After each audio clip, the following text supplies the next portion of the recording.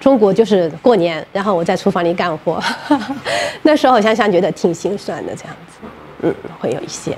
而且像那些就是蓝领，国内说的蓝领吧，像安装空调啊、修水管这些，他们其实收入很不错的，而且也会没有说被别人看不起之类的，收入也很稳定，很高收入。其实，语言是日本这边市一所会安排懂中文的老师来单独给他上课，就是1个星期2次或者3次，就在课后，小朋友放学以后，他留下来，在单独的一个教室里给他上课，或者有时候也会在上课的时候，那个老师在他旁边。那没有那个政治思想课这个完全没有。其实我小学的课文我也没看过，但是有听说过，就是说会有各种跟政治相关的内容，日本是完全没有的。像国语课的话，就是选一些比较好的文章，就是近1年度的话，就是几篇很好的文章一直学习，不会有任何就是政治的人物啊，或者是政治内容相关的内容，没有的。这个可能是比较大的差别。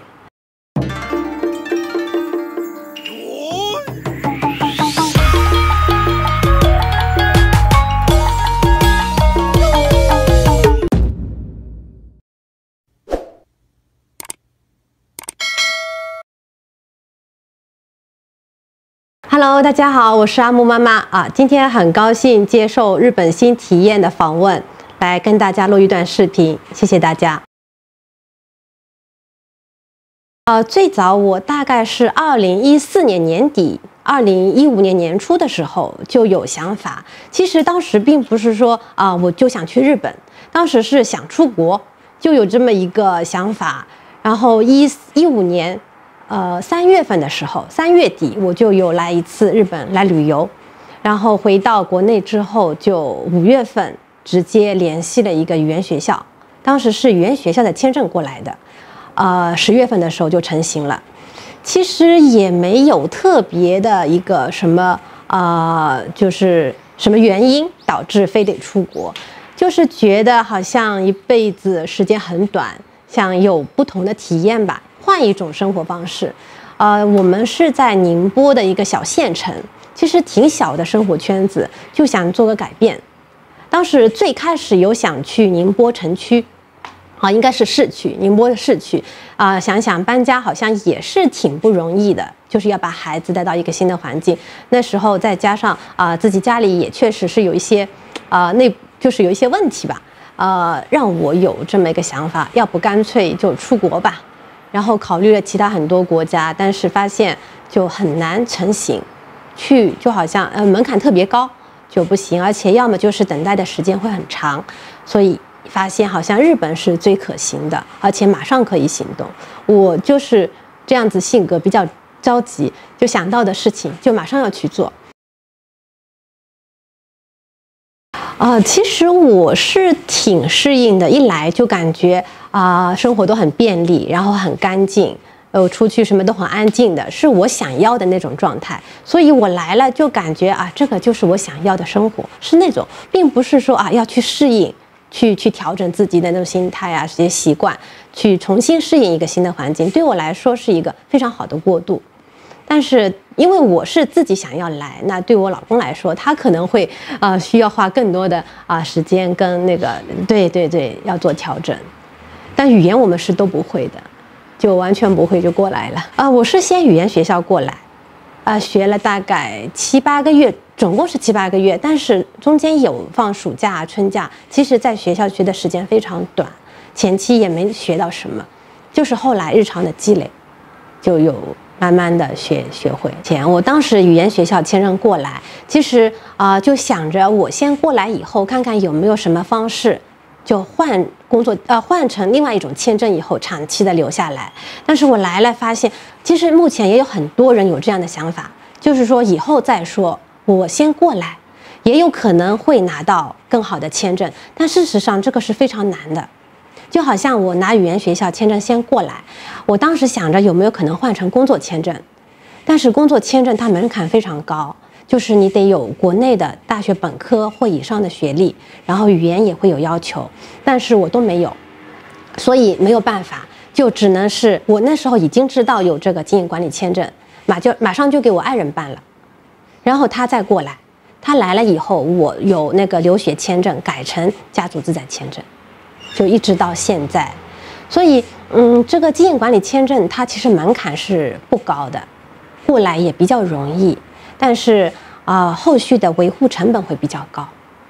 没有说你必须1年达到多少收入啊之类的，但是它固定的成本就是说你得有办公场所，就是租一个办公室，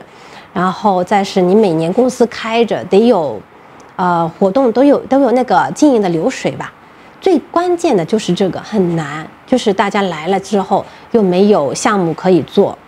也没有就是语言都不会，所以很难做生意。这个也是导致有些人就是会花钱想办法买一些流水在自己的公司，这个一来是成本会增加，另外一个其实对入管的印象并不是很好，如果一查能查出来，所以这个来的门槛不高，但是后续维持会比较难。5年以后可以有资格申请入籍，10年以后能申请永住，但是会比较难，主要还是因为大家来了以后就没有好好的在真实的经营公司，这个是最难的。你要真的有在做项目，每年有持续的一个经营，然后税也交的比较多，又能提供工作岗位，招集些员工，这样在做的话其实不难，但是很难有人能很好的做到这样。因为来日本的目的一开始并不是创业来的，就是为了拿这个签证，这一种通过这个方式先过来，很多人是这样子的一个状态，包括我们自己其实一开始也是这样子，就是没办法拿到更好的其他的签证，就是拿这个先过来。那毕竟还是语言的障碍，还有实际很多人在国内也没有经营过公司，那你在日本就更难了。但是为了这个签证又不得不继续维持下去，所以是非常难的。有钱的话这个签证也不难，就是没有钱的话，光开支就是家里面一家人的开支，再加上要养这个公司的开支，其实压力会很大。即使如果说5年、10年以后，这期间没有做任何事情，光来养这个公司，那5年、10年以后没办法再生存下去，除非有很多的积蓄，不然的话，光给你一个签证也没用，因为你都这么多年在日本没有收入、没有事情做，后续的话，即使有签证，也很难再生活下去。就是你到日本之后，不能只是想着我来日本就是为了5年以后我要拿到身份，或者10年以后我申请个永住也挺好，不能只是冲着这个，这样会很辛苦的。其实，因为5年、10年只是一个时间的这么一个概念，并不是说你到时间就一定可以做成这个事情，还不如来了之后就一边享受日本这边新的生活，另外找有什么可以让自己的家庭就是能够持续的在这里生活下去。如果有很稳定的收入，有安定的生活、稳定的收入，即使几年以后没有拿到身份，也可以就是去更新签证，一直在这里生活下去，也不难。但是没有这个工作，没有稳定的收入，就是只是冲着这个身份去养这个公司，其实意义不大。日本并不适合，还是可以考虑其他的国家。当然，在日本如果有身份，也确实会跟拿签证的人是有一些更便利的方面，但是生活更重要吧，就是能够生活下去比那个身份更重要，我觉得。当时我是10月份来的日本，10月份，然后来了以后就开始做代购，那时候做代购比较容易。12月份差不多1月份国内就过年了，那时候就没有人买东西了，大家都忙过年的事情去，我就很着急，就好像找点事情做。然后就是通过语言学校的同学介绍的，横滨那边的一个料理店，就做中华料理的，后厨全是中国人，还有台湾人。然后就每天差不多4点半下课，学校5点钟上班，就一站路也挺近的，就每天赶时间，5点开始打工，差不多到10点11点。那时候很充实，就很多事情，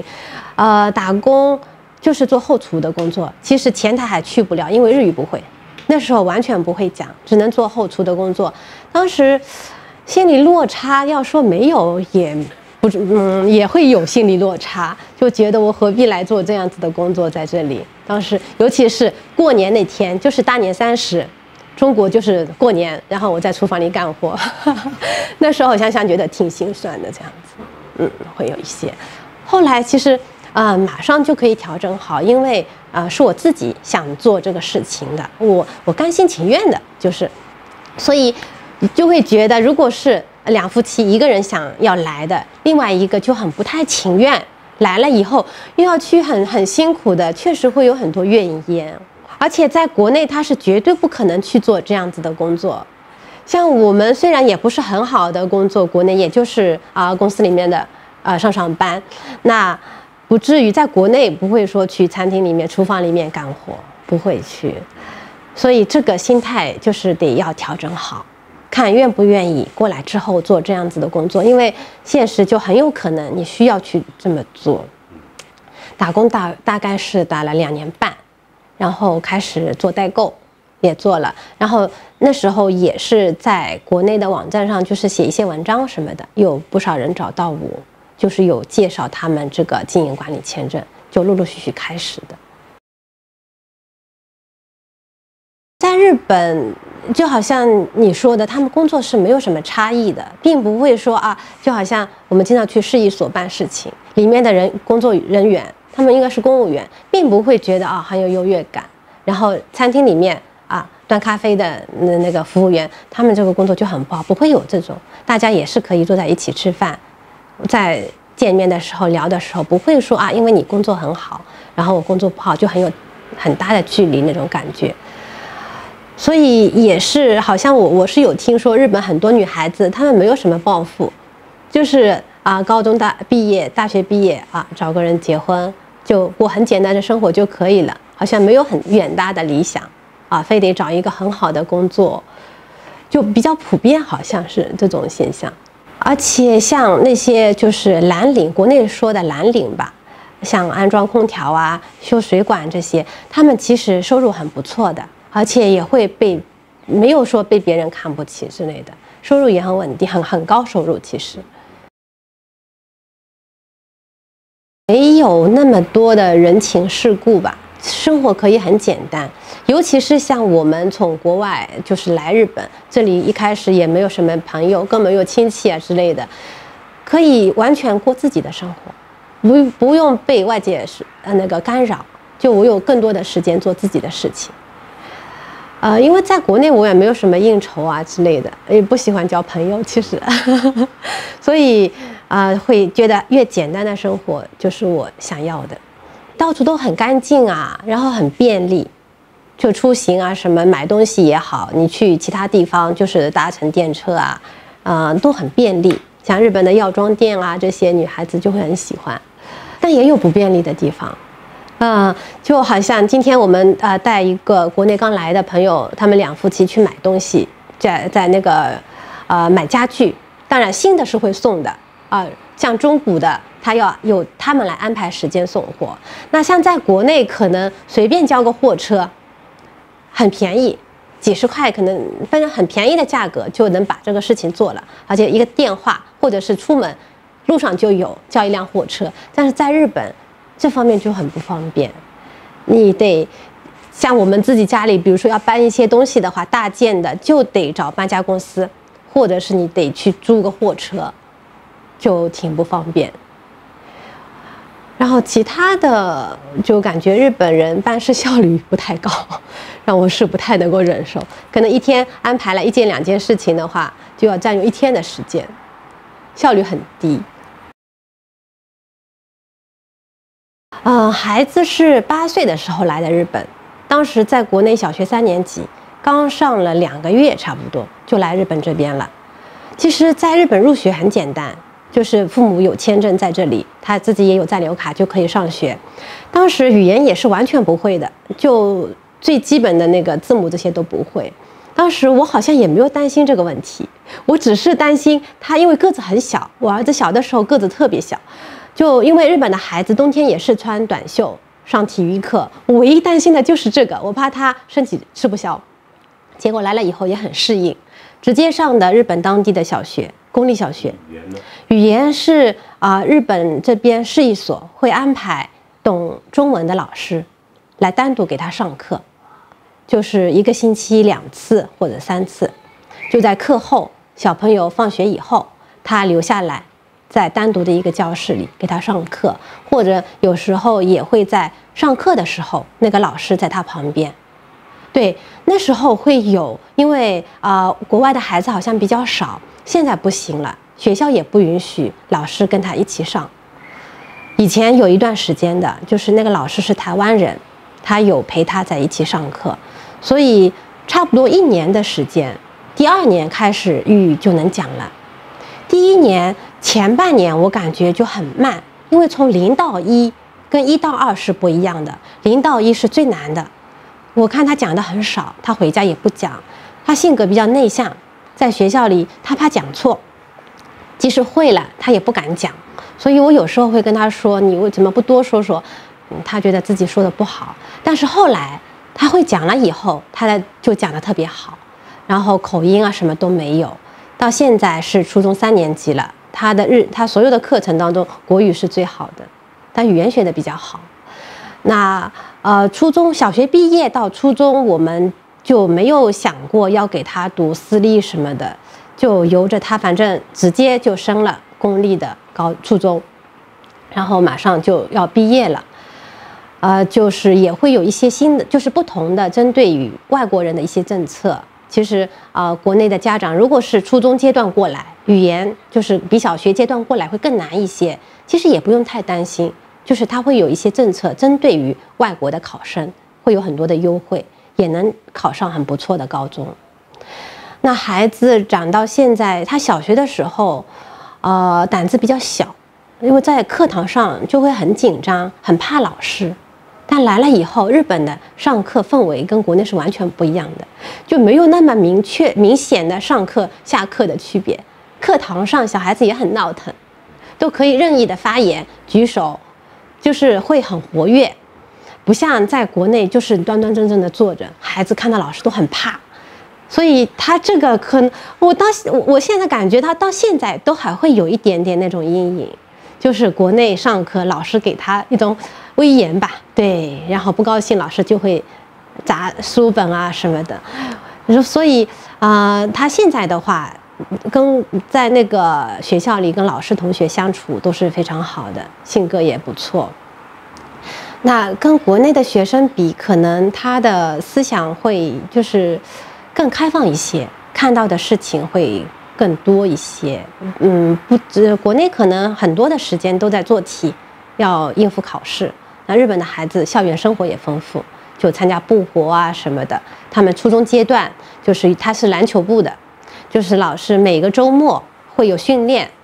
要不就是外校的人到他们学校，或者就是他们学校同学一起去其他学校打比赛。这种对他来说也是一个很好的体验吧，就是除了学习之外，还有很丰富的校园活动。那没有那个政治思想课这个完全没有。其实我小学的课文我也没看过，但是有听说过，就是说会有各种跟政治相关的内容，日本是完全没有的。像国语课的话，就是选一些比较好的文章，就是近1年度的话，就是几篇很好的文章一直学习，不会有任何就是政治的人物啊，或者是政治内容相关的内容，没有的。这个可能是比较大的差别，跟自己预想的生活是不是一样？其实我也没有设想过以后出国了，去日本了，我生活会是什么样子，好像也没有想过，具体想过，就是想改变一下。那这个已经实现了，就是做到了我自己想做的事情。而且这几年，我现在已经是整整7年了，在日本。感觉还是到现在依然还是很喜欢这里的生活，所以这样讲的话还是很满意的。就是对目前的生活状态。长远的规划，其实我从来不做长远规划，就是把目前眼前的生活过好就可以了。那接下来就我们自己家里的话，孩子中考马上面临的事情，也是一件大事吧。然后考完试，对我们自己来说，我是弄了这么一个民宿，就是也是我以前一直想做的事情，就是等有一定的能力的时候，自己去做一个民宿。即使没有其他的收入，如果只是这个，可能也能够我们简单的生活，又是自己想做的事情，又是有一定的收益。再往后的话，目前为止还没有想再去其他国家生活的打算，就觉得还挺好的，在日本只要能待下去，就会生活下去。我打算出国的时候，我根本没有想过将来出国以后能做什么。